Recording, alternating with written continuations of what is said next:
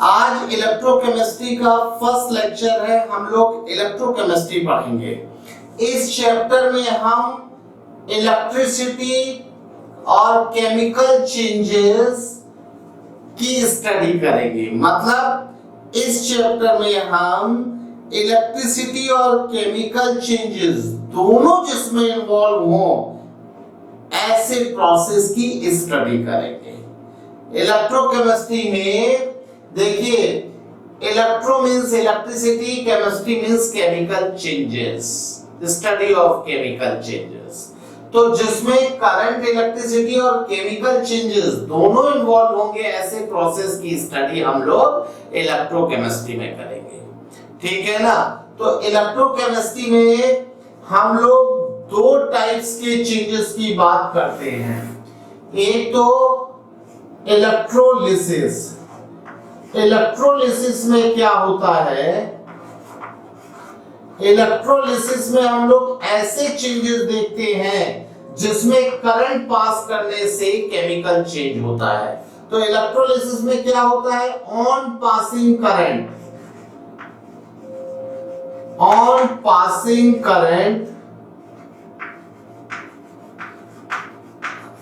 chemical changes occur. On passing current, chemical changes occur. इसमें क्या होगा? करंट पास करने से केमिकल चेंज होगा। ठीक है ना। इसमें करंट पास करने से केमिकल चेंज होगा। और दूसरा है गैल्वेनिक सेल। गैल्वेनिक सेल में क्या होगा?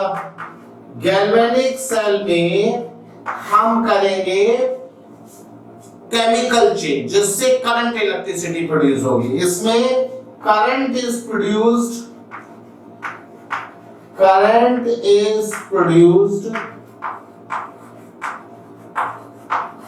By chemical changes.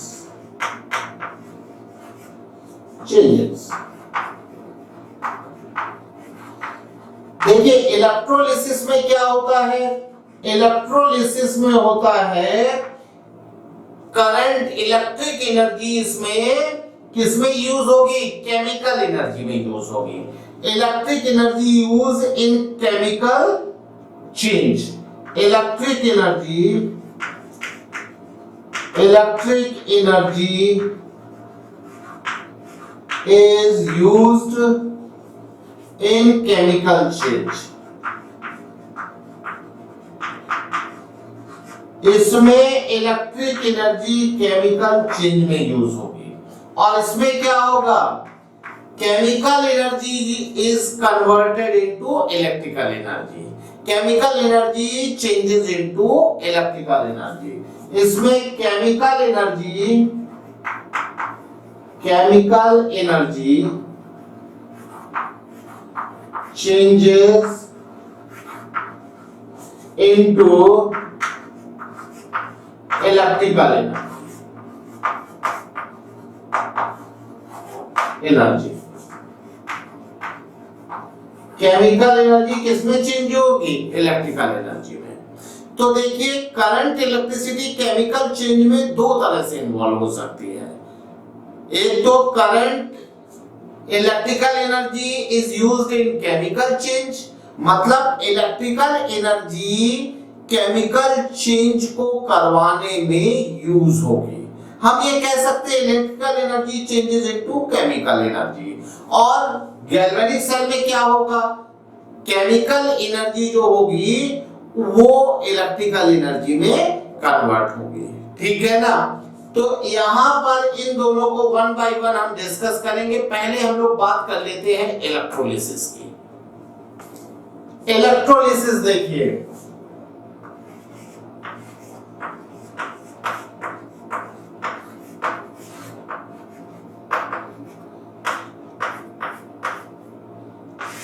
इलेक्ट्रोलिसिस क्या है? When we pass current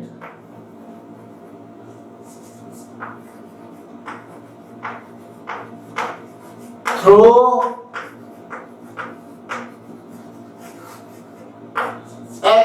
solution,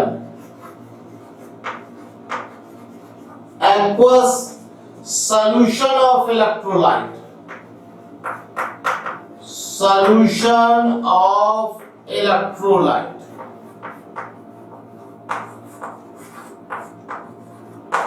then or molten state, molten state of electrolyte,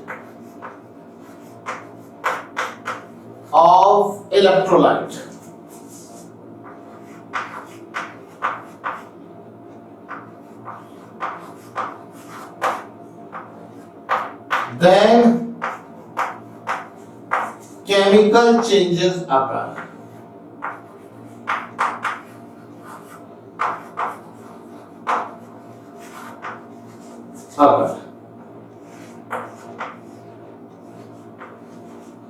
This phenomena is known as electrolysis.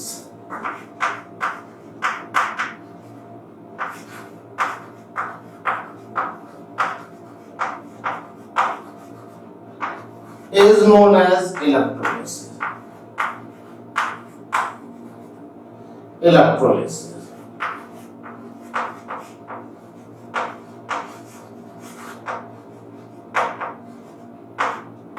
इस फिनोमेना को हम इलेक्ट्रोलिसिस बोलेंगे। देखिए, जब हम इलेक्ट्रोलाइट के एक्वस सॉल्यूशन में या इलेक्ट्रोलाइट की मोल्टन स्टेट में करंट पास करेंगे तो उसमें केमिकल चेंज हो जाएंगे। इसका मतलब जो करंट इलेक्ट्रिक एनर्जी है वो इलेक्ट्रोलाइट के सॉल्यूशन में जो केमिकल चेंज हो रहे हैं उसमें यूज हो रही है। ठीक है ना, ये एक एंडोथर्मिक रिएक्शन होगी। एंडोथर्मिक रिएक्शंस वो रिएक्शंस होती हैं जिसमें हमें एनर्जी देनी पड़ती, तो यहां हम एनर्जी दे रहे हैं। किस सोर्स से दे रहे हैं? इलेक्ट्रिक सोर्स से दे रहे हैं, इलेक्ट्रिकल एनर्जी दे रहे हैं। तो ये इलेक्ट्रिकल एनर्जी यूज हो रही है केमिकल एनर्जी में। ठीक है ना, तो इस प्रोसेस को जब इलेक्ट्रोलाइट के एक्वस सॉल्यूशन में या मोल्टन स्टेट में हम करंट पास करेंगे और उससे केमिकल चेंज हो जाएगा, इस पूरे प्रोसेस को हम बोलेंगे इलेक्ट्रोलिसिस। और चूंकि यहां पर इलेक्ट्रिसिटी इन्वॉल्व है केमिकल चेंज करने में, इसलिए ये इलेक्ट्रोकेमिस्ट्री का पार्ट है। Study of chemical changes involve current electricity is known as electrochemistry. तो इलेक्ट्रोकेमिस्ट्री का पार्ट है। तो देखिए कैसे केमिकल चेंज होंगे। आपको पता है कि इलेक्ट्रोलाइट क्या होते हैं? आयनिक कंपाउंड होते हैं। इलेक्ट्रोलाइट को जब हम एक्वस वाटर में डिसॉल्व करते हैं तो अपने आयंस में ब्रेक हो जाते हैं। ये बात हम लोगों ने आयनिक इक्विलिब्रियम में की थी, और आयनिक इक्विलिब्रियम में हम लोगों ने देखा था कैसे आयनाइजेशन होता है। पूरा प्रोसेस मैंने आयनिक इक्विलिब्रियम में डिस्कस किया है। जिस बच्चे को आयनाइजेशन का प्रोसेस ना पता हो वो हमारे आयनिक इक्विलिब्रियम के फर्स्ट लेक्चर को देखे, उसमें हमने आयनाइजेशन का पूरा प्रोसेस डिस्कस किया है। तो देखिए यहां पर हम लोग बात करते हैं let AXBY is an electrolyte. ये एक इलेक्ट्रोलाइट है, ठीक है ना। इलेक्ट्रोलाइट होने का मतलब क्या है कि जब हम AXBY को एक्सिस वाटर में डिसॉल्व करेंगे, एक्सिस वाटर को हम लोग एक्वस लिखते हैं, एक्वस में डिसॉल्व करेंगे तो ये क्या हो जाएगा? ये अपने आयंस में ब्रेक हो जाएगा। आयंस में ब्रेक होने का मतलब है कि ये कैटायन और एनायन देगा, आयनाइजेशन हो जाएगा। और ये आयनाइजेशन हम लोग आयनिक इक्विलिब्रियम के फर्स्ट लेक्चर में डिस्कस कर चुके हैं। पूरा प्रोसेस मैंने बताया है, बार बार उसको डिस्कस करने का कोई मतलब नहीं है। यहां पर क्या होगा? वाटर मॉलिक्यूल इस आयनिक कंपाउंड को, इलेक्ट्रोलाइट क्या होते हैं? आयनिक कंपाउंड होते हैं। आयनिक कंपाउंड को उसके आयन से सेपरेट करेगा। जब आयन से सेपरेट करेगा तो यहां पर दो टाइप की एनर्जी इन्वॉल्व होंगी। एक एनर्जी इन्वॉल्व होगी लैटिस एनर्जी। लैटिस एनर्जी क्या होती है? आयंस को सेपरेट करने में जो एनर्जी यूज होती है, और दूसरी एनर्जी क्या होगी, हाइड्रेशन एनर्जी। हाइड्रेशन एनर्जी क्या होती है, जब किसी आयन के चारों ओर वाटर मॉलिक्यूल का कलेक्शन होता है तो उससे एनर्जी रिलीज होती है। जो हाइड्रेशन एनर्जी होती है वही हाइड्रेशन एनर्जी आयंस को सेपरेट करने में लैटिस एनर्जी के फॉर्म में यूज होती है। ये सारी बातें हम लोगों ने आयनिक इक्विलिब्रियम में की थी, और प्लीज जिसको ना समझ में आए वो आयनिक इक्विलिब्रियम का फर्स्ट लेक्चर देखे। तो यहाँ पर आयनाइजेशन हो जाएगा। आयनाइजेशन में ये कौन सी आयन प्रोड्यूस करेगा, कैटायन। कैटायन पर चार्ज क्या होगा, plus Y.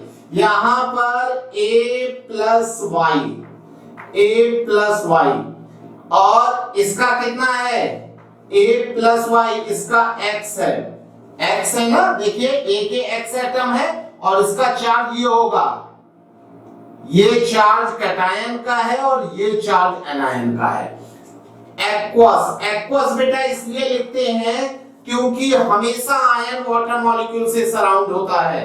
Plus Y B minus X aqueous, इस तरह से आयनाइजेशन हो जाएगा। इस पूरे प्रोसेस को बोलते हैं आयनाइजेशन। अब इसमें जब हम करंट पास करेंगे तो देखिए करंट पास करने पर क्या होगा उसकी बात हम लोग आगे करने वाले हैं, ठीक है। देखिए हम लोग AXBY के एक्वस सॉल्यूशन में हमने क्या इलेक्ट्रोलाइट लिया था, AXBY, ये इलेक्ट्रोलाइट था। इसको हमने एक्वस में डिसॉल्व किया था। एक्वस में डिसॉल्व करने पर ये अपने आयंस में ब्रेक हो गया था। ये हम लोग बात कर चुके हैं -X एक्वस। अब यहां पर जब इसका एक्वस सॉल्यूशन होगा तो यहां पर क्या होगा, A प्लस वाई आयन होगा और B माइनस एक्स आयन होगा, ठीक है ना। इसमें हम करंट पास करेंगे, तो करंट पास करने के लिए हम लोग क्या करेंगे, मेटल रॉड का यूज करेंगे। ये मेटल रॉड क्या होती है, ये करंट पास करने के लिए हम लोग यूज करते हैं। मेटल रॉड या मेटल प्लेट को इसलिए यूज करते हैं ताकि हमारे सॉल्यूशन से करंट का कांटेक्ट रहे। These metal rods are known as electrode। ये क्या होती है, मेटल रॉड्स को हम बोलते हैं इलेक्ट्रोड, और इसमें हम लोग बैटरी कनेक्ट करेंगे, एक पॉजिटिव टर्मिनल और एक नेगेटिव टर्मिनल, ये पॉजिटिव ये negative. Metal rods are known as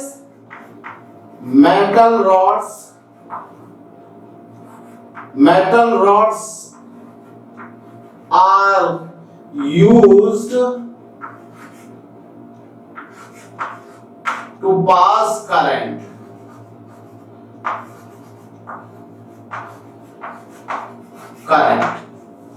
in aqueous solution। Aqueous solution में करंट पास करने के लिए हम लोग मेटल रॉड यूज करेंगे। These metal rods are known as electrode। These metal rods are known as electrode।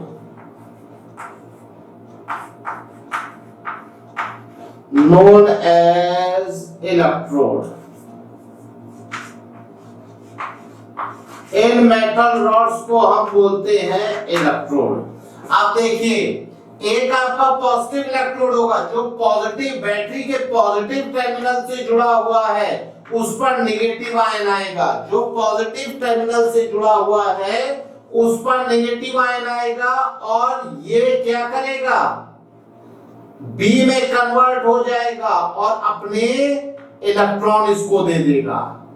ये electron किसको दे देगा, इलेक्ट्रॉन X इलेक्ट्रॉन इसको दे देगा। देखिए यहां पर X इलेक्ट्रॉन इसको दे दिया और प्लस B बन गया। अब ये जो B सॉलिड है वो यहां पर एक्युमुलेट हो जाएगा, जो सॉलिड B है वो यहां पर एक्युमुलेट हो जाएगा। इस पर इलेक्ट्रॉन की एक्सिस थी, कितने इलेक्ट्रॉन की एक्सिस थी, x इलेक्ट्रॉन की, वो x इलेक्ट्रॉन इसने इसको दे दिए और ये इलेक्ट्रॉन यहां पर चले गए। ठीक है ना, यहां पर किसका एक्युमुलेशन हुआ है, ये जो एक्युमुलेट हुआ है ये हुआ है B का एक्युमुलेशन, ये एक्युमुलेशन किसका हुआ है, B सॉलिड का एक्युमुलेशन हुआ है। इसी तरह से यहां पर इलेक्ट्रॉन की एक्सिस है, अब ये क्या करेगा, Y इलेक्ट्रॉन को ले लेगा, Y इलेक्ट्रॉन को लेके A सॉलिड में कन्वर्ट हो जाएगा और यहां पर A का एक्युमुलेशन हो जाएगा, यहां पर क्या एक्युमुलेट हो जाएगा, A सॉलिड। देखिए इस पर क्या हुआ है, इस इलेक्ट्रोड पर हुआ है B minus x, B minus x किसमें कन्वर्ट हुआ है, B सॉलिड में, और X इलेक्ट्रॉन निकल गए हैं। ये रिएक्शन इस पर हुई है, ये रिएक्शन कैसी है, ऑक्सीडेशन रिएक्शन है। जिस इलेक्ट्रोड पर ऑक्सीडेशन होता है, जिस इलेक्ट्रोड पर ऑक्सीडेशन होता है उसे हम बोलते हैं एनोड, ये हमारा एनोड है, this electrode is known as anode, ये एनोड है। एनोड देखिए क्या होता है, anode oxidation take place at anode, oxidation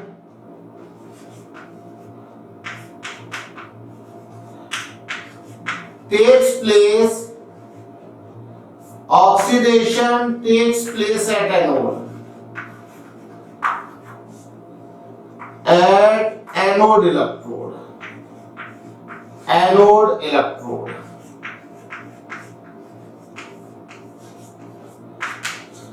anode electrode वो इलेक्ट्रोड होता है जिस इलेक्ट्रोड पर ऑक्सीडेशन होता है, ठीक है ना। तो यहां पर इस मेटल इलेक्ट्रोड पर क्या हो रहा है, ऑक्सीडेशन। देखिए B माइनस एक्स से जीरो ऑक्सीडेशन स्टेट में आ रहा है, जब ऑक्सीडेशन स्टेट इंक्रीज होती है तो उस प्रोसेस को हम बोलते हैं ऑक्सीडेशन, ऑक्सीडेशन में इलेक्ट्रॉन रिमूव होते हैं। अब यहां पर देखिए क्या हो रहा है, इस इलेक्ट्रोड पर हो रहा है A प्लस Y इलेक्ट्रॉन्स को लेके A में कन्वर्ट हो रहा है, A सॉलिड। तो ये है रिडक्शन, ये प्रोसेस है रिडक्शन। इस इलेक्ट्रोड को बोलेंगे cathode. Cathode is that electrode where reduction take place. Cathode क्या होता है, कैथोड वो इलेक्ट्रोड होता है जहां पर रिडक्शन होता है, reduction take place at cathode electrode, reduction takes place at cathode electrode, cathode electrode।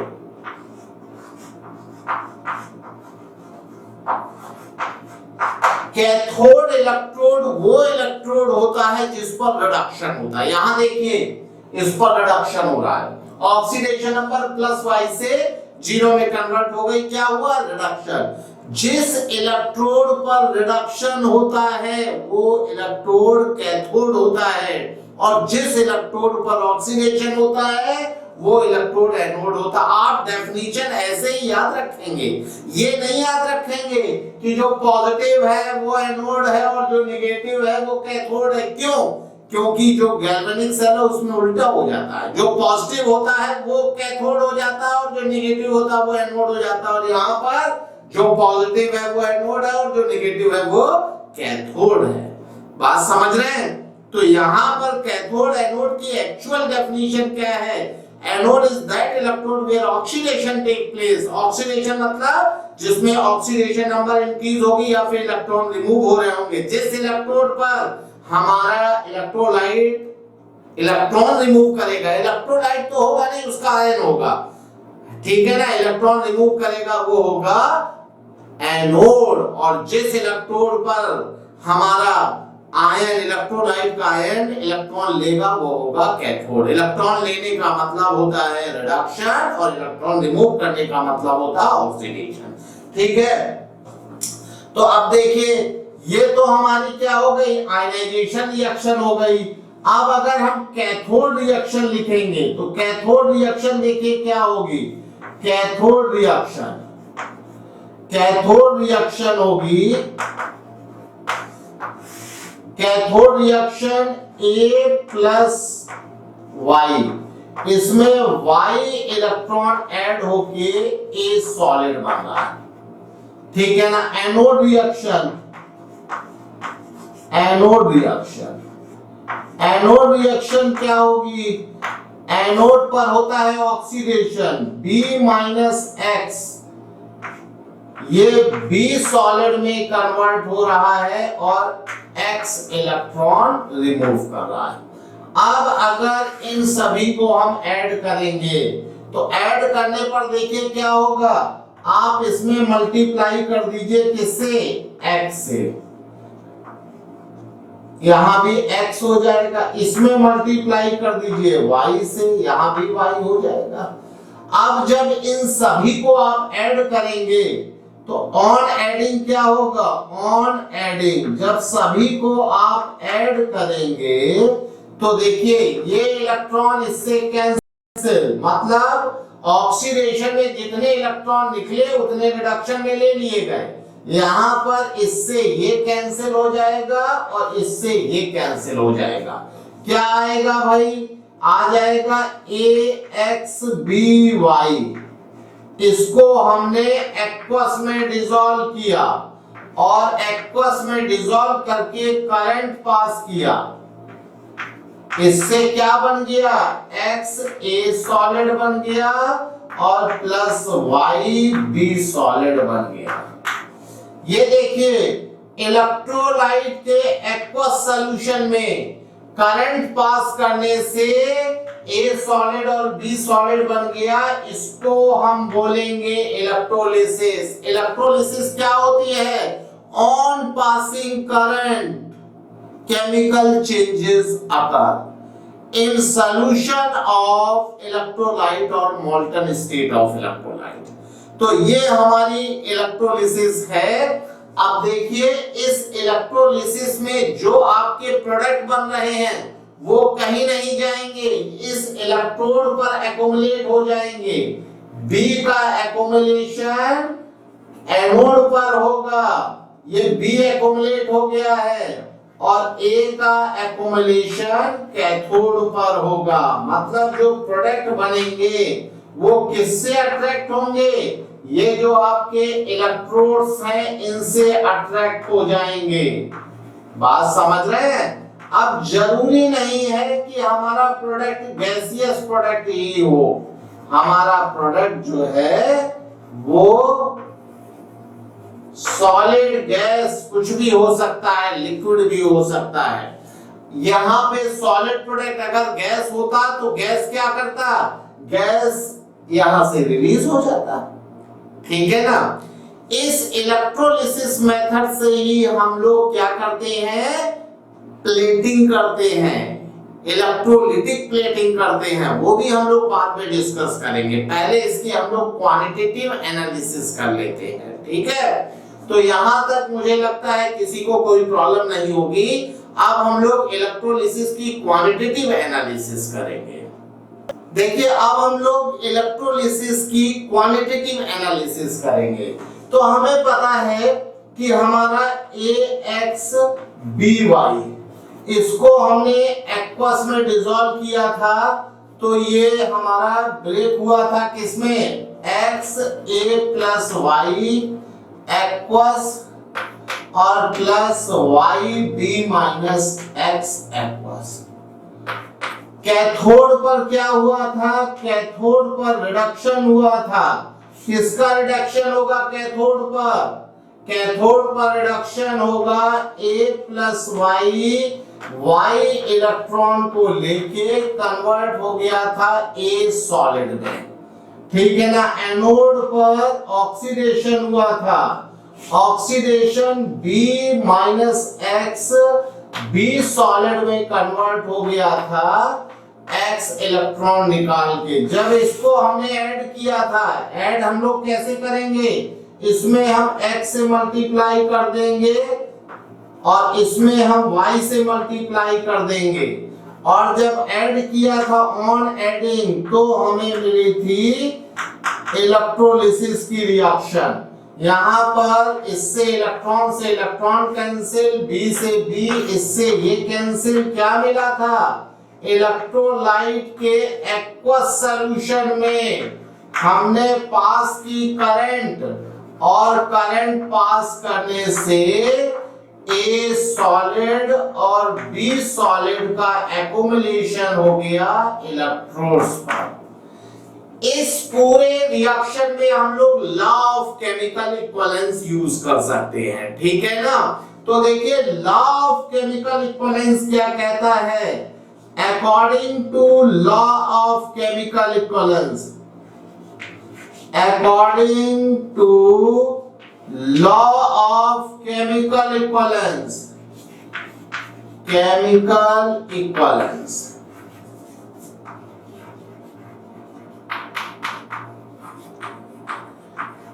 Law of chemical equivalence क्या कहता है, in chemical reaction,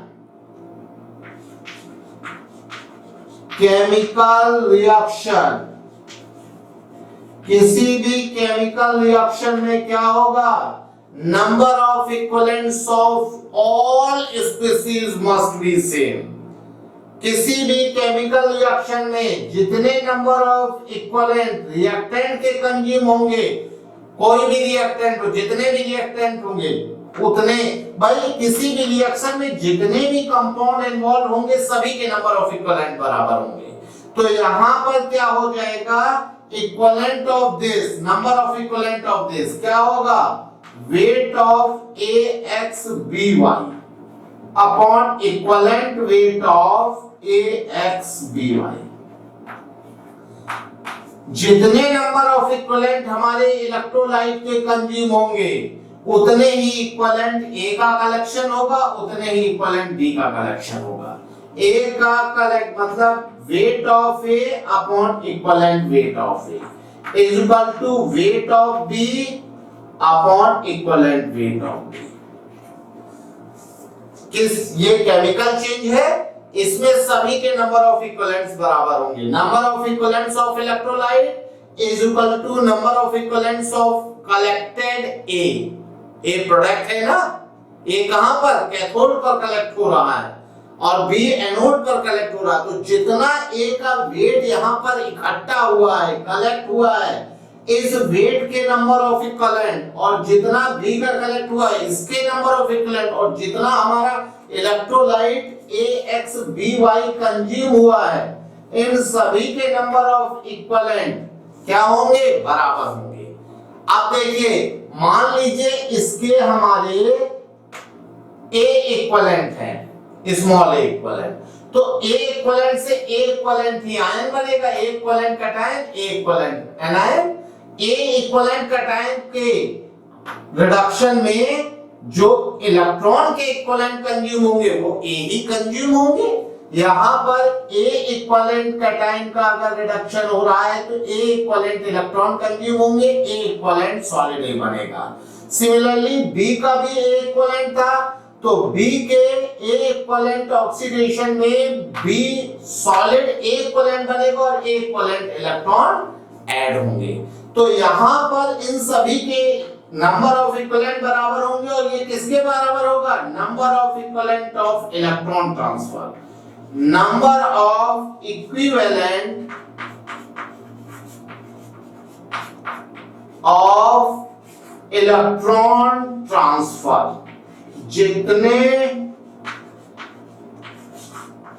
equivalent electron का ट्रांसफर होगा उसके बराबर होंगे। अब कितने इक्विवेलेंट इलेक्ट्रॉन का ट्रांसफर हो रहा है ये बात हम लोग कैसे पता करेंगे, तो देखिए इलेक्ट्रॉन के नंबर ऑफ इक्विवेलेंट अगर निकालने हैं तो हमें पता है कि इलेक्ट्रॉन का n फैक्टर 1 होता है, n factor of electron. n factor of electron. Electron का n फैक्टर होता है 1। क्यों? क्योंकि इलेक्ट्रॉन पर 1 चार्ज है, ठीक है ना। तो मोल क्या होता है? Mole is equal to equivalents into n factor, ठीक है ना। ये रिलेशन है किसमें? इक्वलेंट और मोल में। तो यहां पर 1 इक्वलेंट अगर हमारा इलेक्ट्रॉन होगा तो मोल भी 1 होगा, क्योंकि n फैक्टर तो 1 है, ठीक है ना।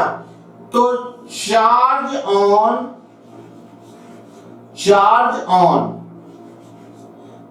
1 इक्वलेंट इलेक्ट्रॉन क्या हो जाएगा? 1 इक्वलेंट इलेक्ट्रॉन मतलब charge on 1 mole electron, 1 mole electron. अब 1 मोल मतलब 6.022 into 10 to the power 23 into 1 electron का charge 1.6 into 10 to the power -19। ये अप्रोक्सीमेट आएगा 96500 कूलम। ये अप्रोक्सीमेट चार्ज आएगा 96500 कूलम। तो यहां पर जो number of equivalent of electron होंगे वो क्या हो जाएगा? Charge upon 96500 coulomb. तो यहां पर देखिए, अगर हमारा चार्ज बैटरी से क्यू फ्लो हो रहा है तो हमें पता है 96500 कूलम चार्ज 1 इक्विवेलेंट इलेक्ट्रॉन का होता है।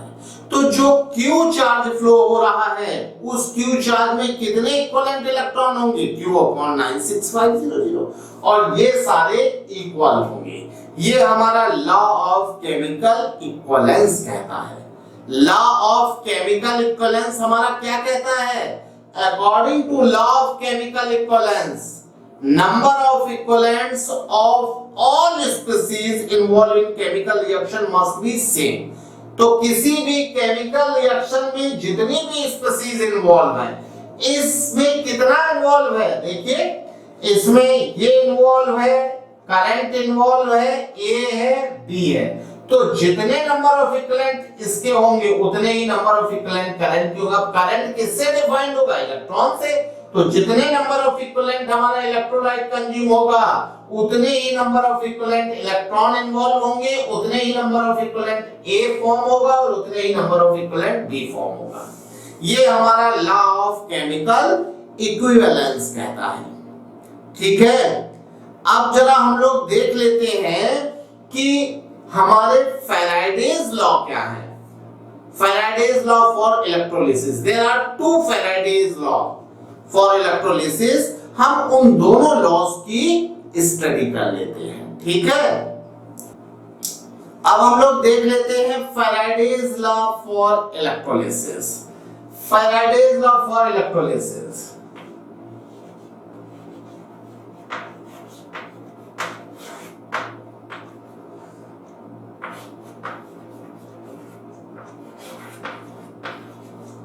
electrolysis.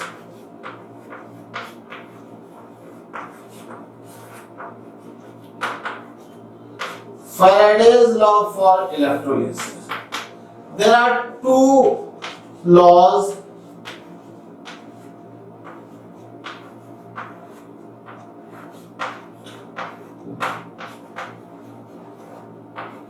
Number 1, first law.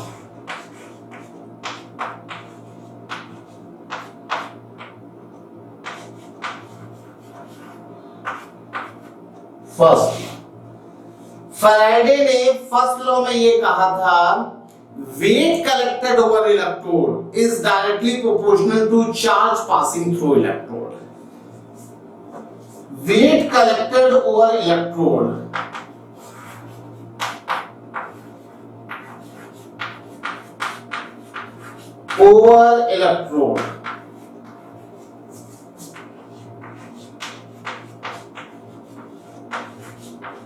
is directly proportional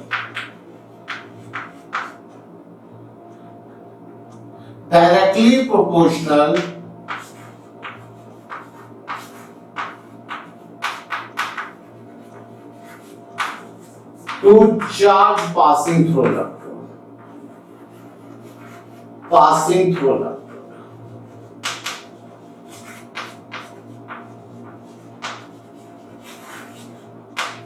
Through electrode.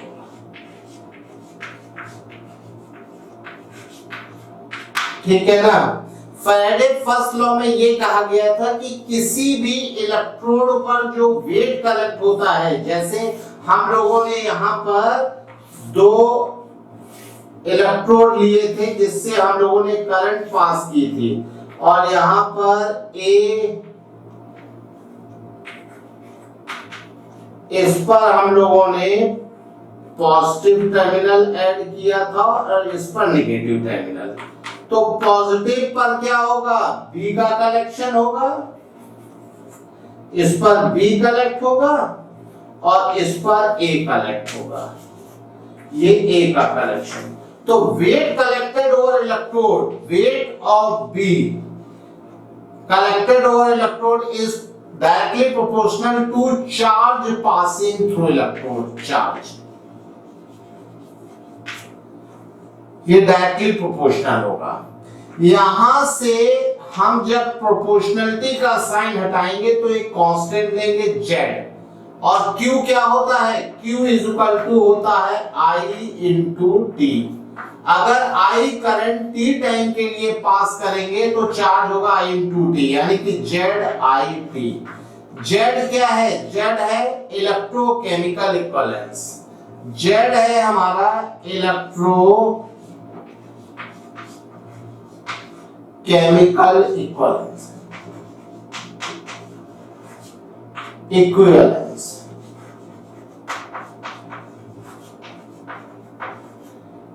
मतलब Z होगा EB अपॉन 96500।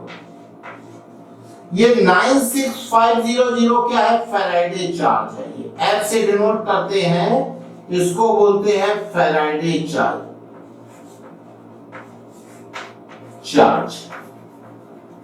ये फैराडे चार्ज है, ठीक है ना। तो वेट क्या हो जाएगा, वेट हो जाएगा WB is equal to EB upon 96500 I into T. ये वेट कलेक्टेड ओवर इलेक्ट्रोड होगा। अब ये वेट कलेक्टेड ओवर इलेक्ट्रोड होगा, ये तो हमारा लॉ ऑफ केमिकल इक्विवेलेंस भी बता रहा था। लॉ ऑफ केमिकल इक्विवेलेंस में मैंने क्या बताया था, लॉ ऑफ केमिकल इक्विवेलेंस में मैंने बताया था WAXBY upon EAXBY is equal to weight of A upon EA is equal to weight of B upon EB is equal to Q upon 96500। तो देखिए यहां पर क्रॉस मल्टीप्लिकेशन कर दीजिए, यही तो आ जाएगा, ठीक है ना। और फैराडे लॉ तो केवल वेट कलेक्टेड ओवर इलेक्ट्रोड की बात करता है। ये जो वेट कलेक्ट हो रहा है इसको आप निकाल सकते हैं फैराडे लॉ से, लेकिन हमारा जो लॉ ऑफ केमिकल इक्विवेलेंस है वो तो जो इलेक्ट्रोलाइट कंज्यूम होगा उसको भी आप निकाल सकते हैं। आप चाहें तो यहाँ कंज्यूम इलेक्ट्रोलाइट क्या हो जाएगा, कंज्यूम इलेक्ट्रोलाइट का जो वेट होगा वो भी आप कैलकुलेट कर सकते हैं। Equivalent weight of AXBY upon 96500, और ये क्या होगा Q को IT। तो यहां पर हम ये कंज्यूम इलेक्ट्रोलाइट भी कैलकुलेट कर सकते हैं।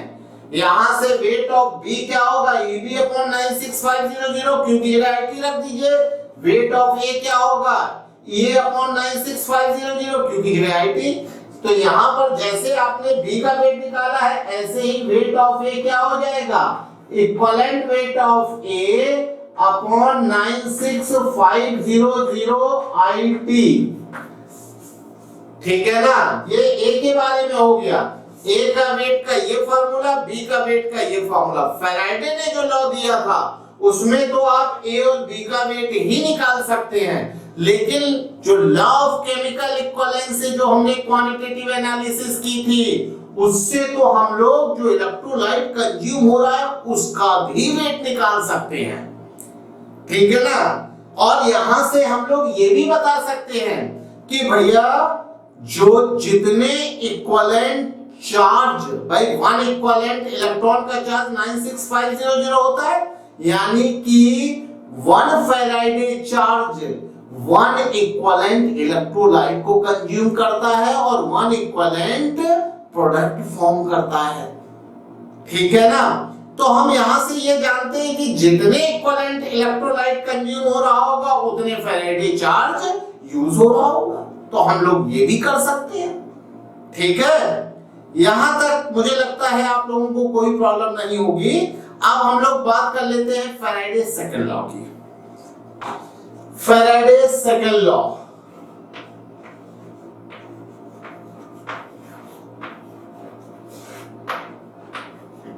Second law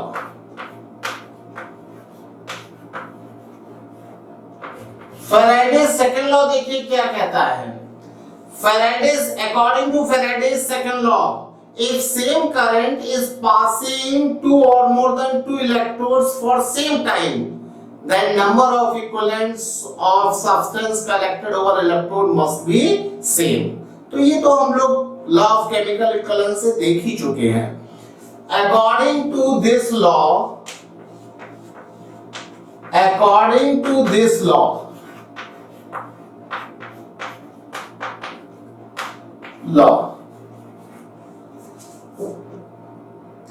if same current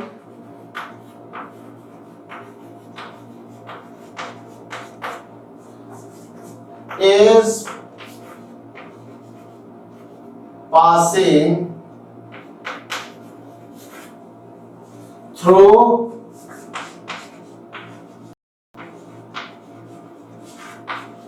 two or more than two electrodes,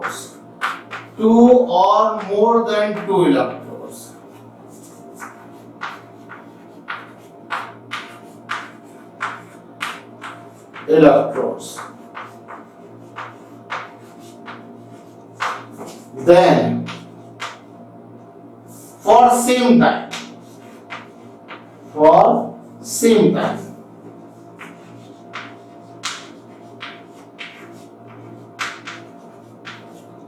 then number of equivalents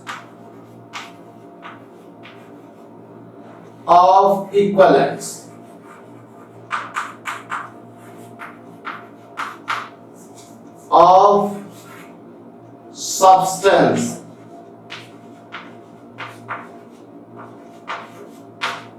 collected over electrode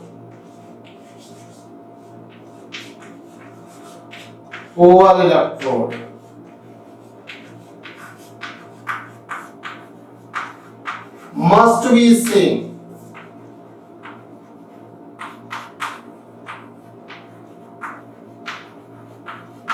देखिए जैसे हम लोगों ने देखा था कि हमारे पास दो इलेक्ट्रोड थे और उस पर एक पर ए कलेक्ट हो रहा था और एक पर बी कलेक्ट हो रहा था।